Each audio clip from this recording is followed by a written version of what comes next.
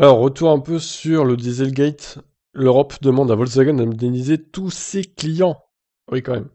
Nouveau coup de projecteur sur l'affaire du Dieselgate. La Commission européenne a appelé Volkswagen à indemniser tous les clients de l'Union européenne victimes de moteurs truqués. Elle demande à la firme de ne pas jouer la montre. 900 000 clients français sont potentiellement concernés.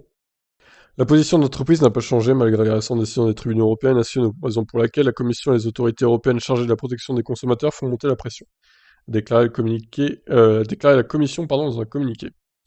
Les commissaires européens Didier Reynders, en charge de la protection des consommateurs, a souligné la mauvaise volonté du groupe allemand, lui demandant d'agir de manière aussi déterminée en dehors de l'Allemagne qu'il le fait en Allemagne. À ce jour, Volkswagen a trouvé un accord avec une grande partie des consommateurs qui résidaient en Allemagne au moment de l'achat de leur voiture, détaille le réseau des autorités de protection des consommateurs de 27 pays de l'UE.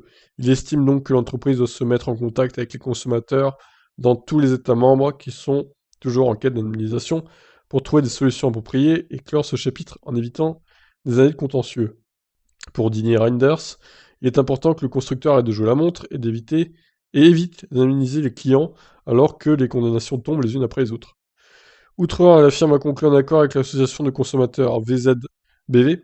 Les 235 000 propriétaires de voitures diesel truquées ont reçu entre 1 350 et 6 250 euros d'indemnisation selon le type et l'âge de véhicule. Donc plus la voiture est vieille, j'imagine que moins t'as d'argent quoi. Plus elle a coûté cher, plus t'as d'argent par contre.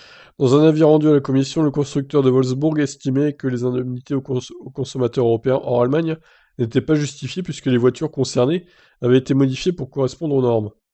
Oh là là, la mauvaise foi, quoi.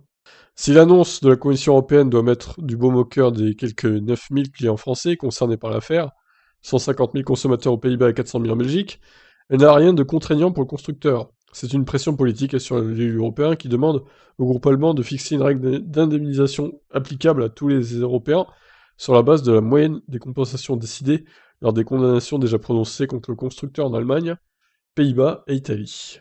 D'après le commissaire belge, le montant des indemnisations pourrait se situer autour des 3 000 euros par véhicule.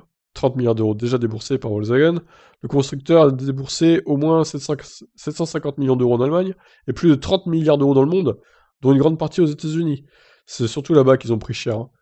Didier Reinders n'a pas donné l'estimation du montant global dont la firme devra s'acquitter en Europe. Ce qui est sûr, c'est que quelques 8,5 millions de véhicules diesel en Europe, sur 11 millions au global, ont été équipés d'un mouchard capable de tromper les contrôles sur les émissions d'oxyde d'azote, NOx. Quel scandale!